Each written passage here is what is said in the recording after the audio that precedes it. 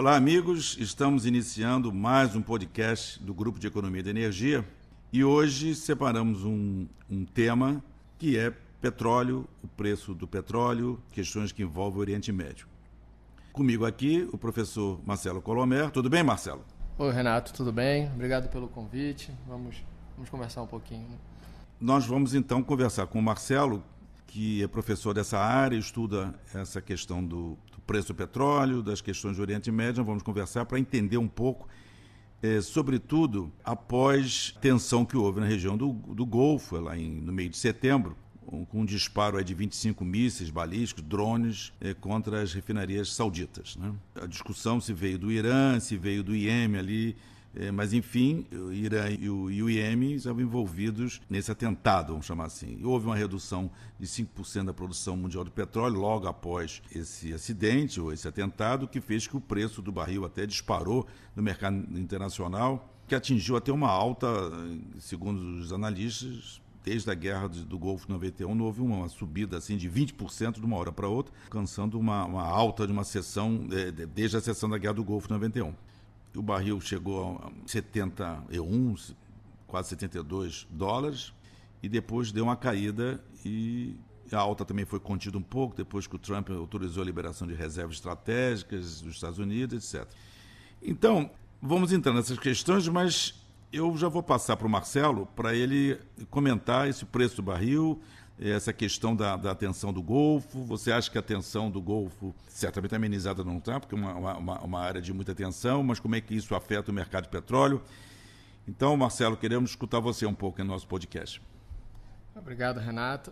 Para a gente poder entender por que o petróleo está no centro do conflito, de certa forma, um conflito político do Oriente Médio, a gente tem que voltar um pouquinho na história de formação dos Estados Nacionais, ali do Golfo do Oriente Médio, porque nem precisa voltar muito, a gente pode voltar até 79, mas eu acho que essa retrospectiva é importante para colocar o petróleo dentro desse contexto. Até 79, a gente podia dizer que a Arábia Saudita se via como líder do mundo muçulmano e defensor, basicamente, do caminho de Sunna, ou seja, da linha religiosa muçulmana sunita. Tá?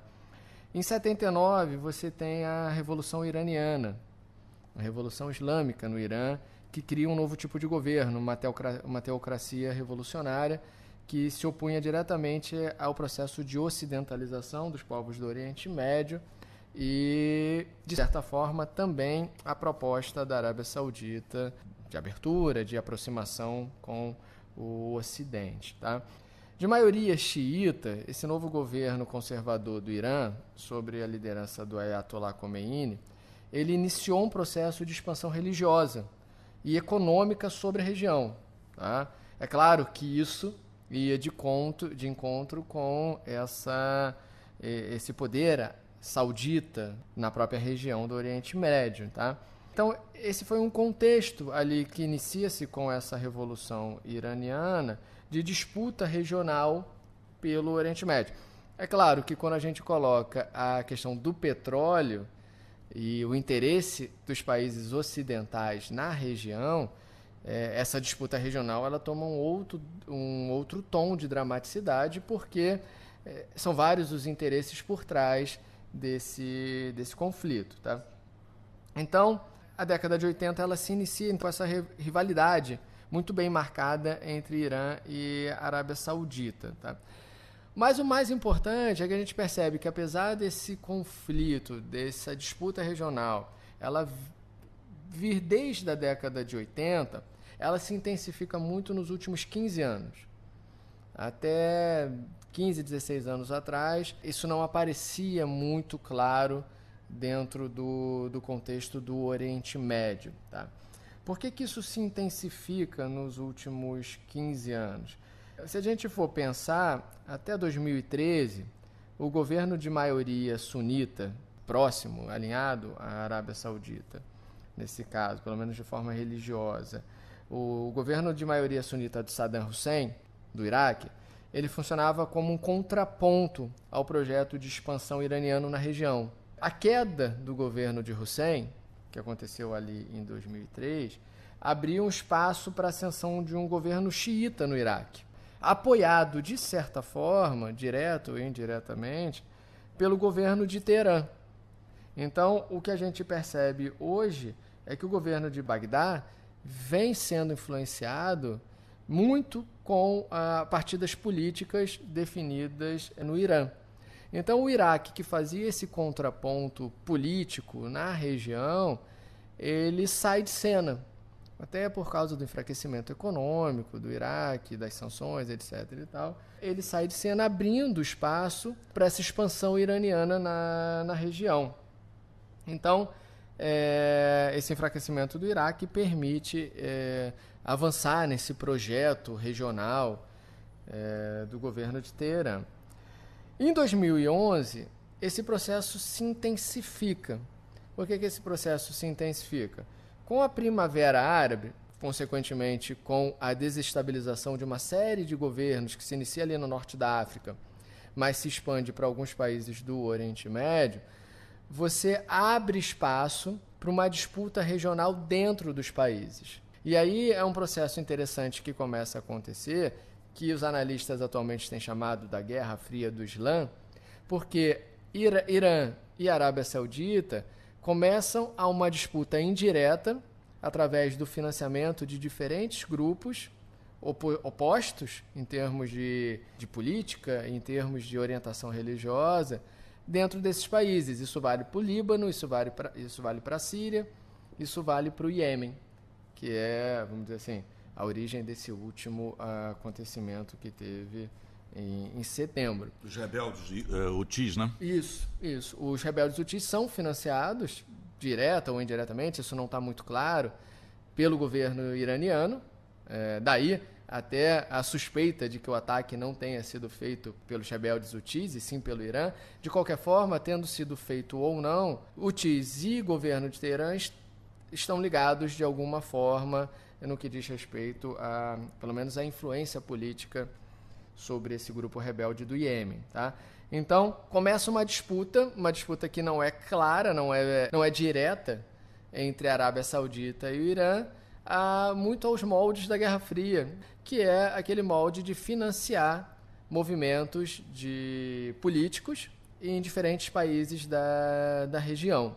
Então, esse é o contexto político que a gente tem hoje no Oriente Médio. Isso explica, na verdade, a tensão do mercado de petróleo sobre as questões políticas que acontecem no Oriente Médio. O problema é muito menos a redução da capacidade de refino da Arábia Saudita, que foi causada por esse atentado, e muito mais pela apreensão do mercado sobre o rumo da política ou o rumo desse conflito, dessa disputa regional no Oriente Médio. E aí isso é o que explicaria, assim, acho que dão os elementos iniciais para a gente entender o que está acontecendo no mercado de petróleo. Realmente é interessante essa história. Quer dizer, o Iêmen, que é um país que fica no sul da Arábia Saudita, já vive uma guerra civil violenta desde 2015. Você falou uma coisa interessante, que esse conflito todo tem origem na Primavera Árabe de 2011, né? Quando houve uma revolta popular, que o presidente aí saiu, depois ficou na mão do vice-presidente. Não houve a estabilidade, em final de 2014, os rebeldes Houthis tomaram a capital, forçando lá o vice-presidente a se exilar, enfim.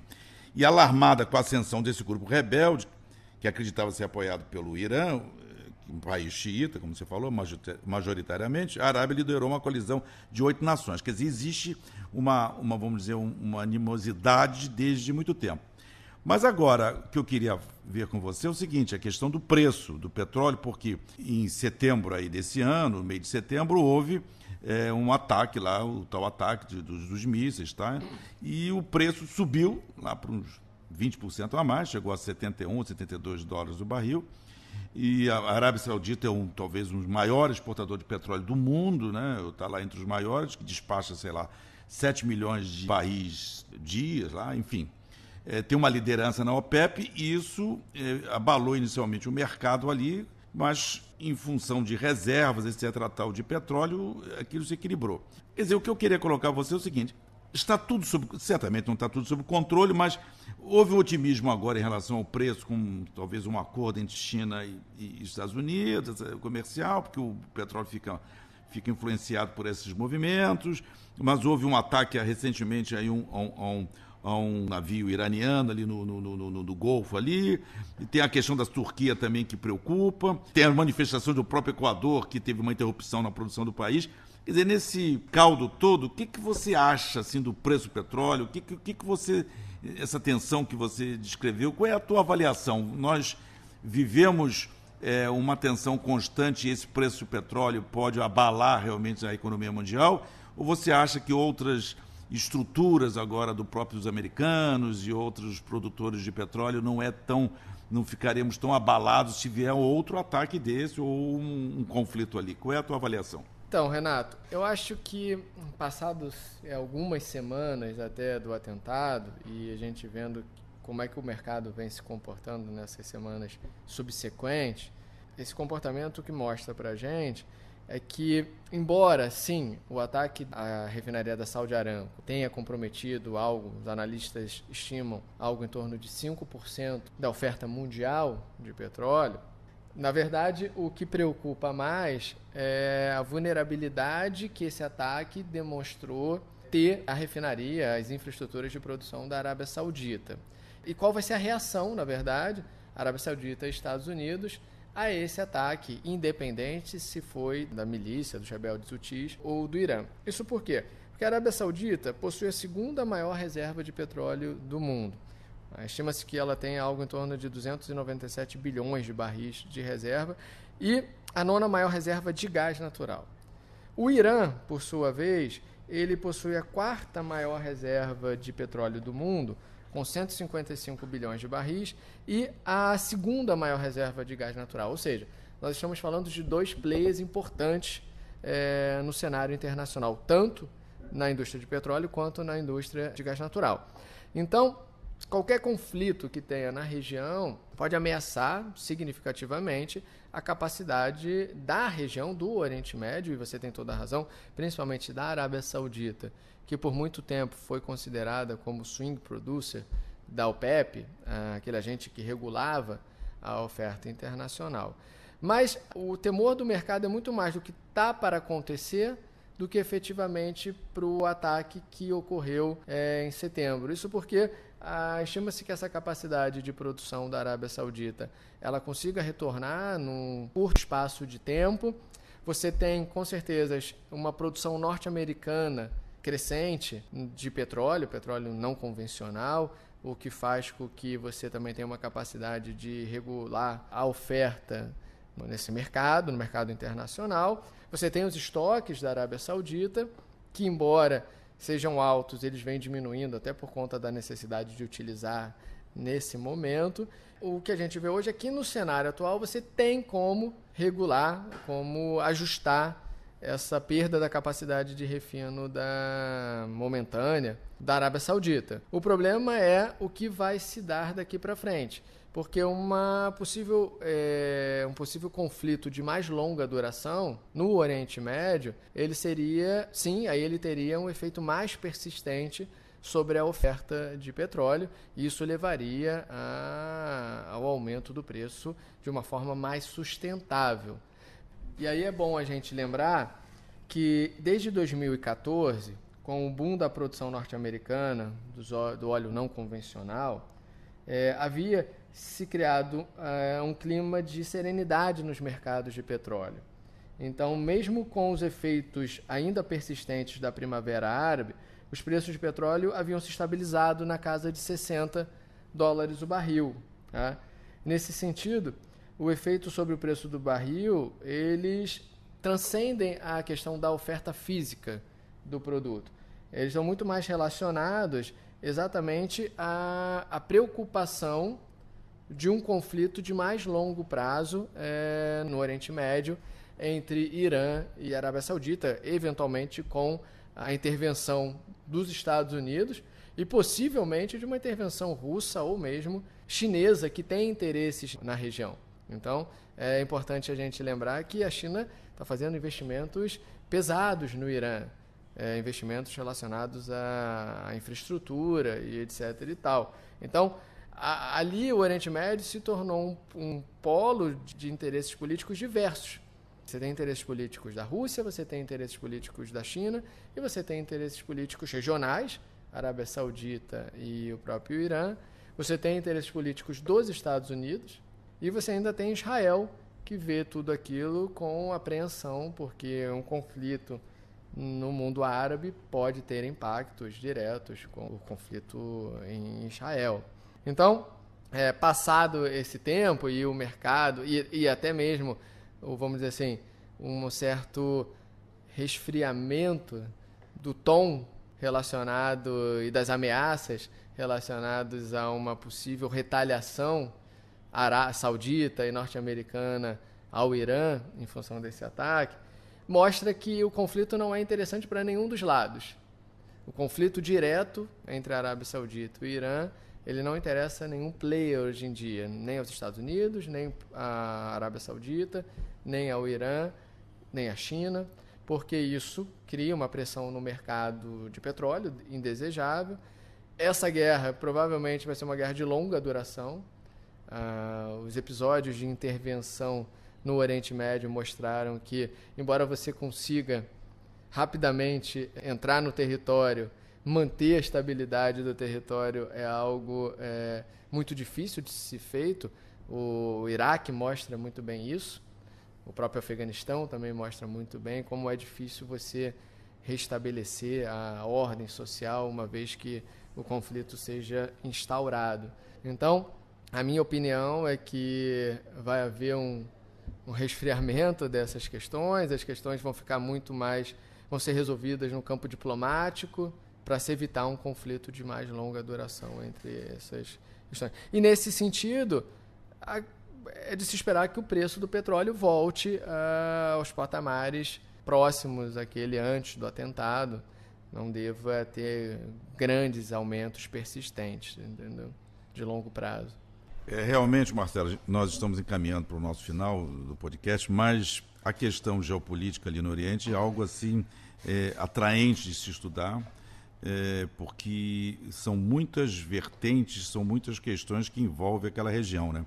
Afinal, os sauditas vêm realizando ataques aéreos contra os rebeldes Houthis no Iêmen com apoio dos Estados Unidos há algum tempo, né? E agora que os adversários, vamos dizer, que deram o seu papel ali, né? Eles receberam agora de volta vamos dizer, um revide dos Houthis, seja via Irã e tal, como já se esperava que isso não aconteceria. O que você falou muito bem, que é uma fragilidade ali da região. Não esperava que a Arábia Saudita tivesse essa fragilidade de ser atacada, vamos dizer, pelos Houthis e tal. O Irã tem forte relação com os Houthis, todo mundo sabe, e agora eu acho que existe também uma interrogação por parte da Arábia Saudita na hora que o presidente Trump ele quer conversar com o Irã novamente. Então, afinal de contas, os Estados Unidos joga sempre com a Arábia Saudita, estava com uma posição contrária ao Irã e agora, por conta do acordo nuclear na época do governo Obama, e agora quer conversar novamente. Quer dizer, cria uma indefinição para nós, analistas, afinal de contas, o que pode acontecer. Eu acho que esse assunto, Marcelo, a gente pode voltar a conversar sobre isso, sobre aquela região ali. Certamente podemos ter novos podcasts sobre isso. E vou passar a palavra para você dar uma fechada aqui, mas já quero agradecer a você nosso bate-papo aqui e também ao Guilherme Aguiar, que nos dá sempre o apoio na gravação. Então, Marcelo, muito obrigado. Você quer falar alguma coisa no final? Quero sim, Renato. Eu acho que essa questão que você trouxe sobre a posição do Trump, que era uma grande incógnita logo depois do ataque, qual seria a reação norte-americana? Houve uma pressão interna para uma reação mais dura dos Estados Unidos em relação ao Irã, até com acusações muito diretas de que o ataque teria sido feito por parte do Irã. Eu acho que aparentemente, a resposta da posição do Trump está dada com a retirada das suas tropas da Síria. Então, quando o Trump ele retira suas tropas da Síria, criando um caos ali na região, ele mostra que ele está preocupado muito agora mais com a reeleição E um conflito armado, apoiado pelos Estados Unidos nessa região, teria um custo eleitoral, um custo político muito grande. Então, essa preocupação não leva a crer que os Estados Unidos venha a participar, a apoiar uma intervenção militar direta, nesse momento, contra o Irã. Isso seria um pouco contraditório dentro dessa política do Trump, de certa forma até de isolacionismo, ou seja, de deixar os países resolverem seus problemas por conta própria. Então, não acredito que os Estados Unidos, nesse momento, não irão se meter nessa disputa regional, não diretamente, não com forças armadas, etc. e tal. E, nesse sentido, a Arábia Saudita dificilmente entrará num conflito aberto, sem o apoio norte-americano, num conflito aberto contra o Irã. Mas é isso, acho que essa é uma questão que a gente tem que ir acompanhando. Vamos ver quais vão ser as cenas dos próximos capítulos. E só para fechar aqui, Marcelo, e essa incerteza com essa posição do Trump com o Irã, não é só para a Arábia Saudita. O próprio Israel fica meio preocupado, porque, afinal de contas, tem esse jogo contrário do Irã contra Israel. Bom, eu agradeço a todos que estão nos acompanhando sempre no nosso podcast. Semanalmente lançamos um podcast com assuntos diversos no mundo da energia. Agradeço ao professor Marcelo Colomer e, mais uma vez, ao Guilherme Aguiar. Muito obrigado a todos, até a próxima.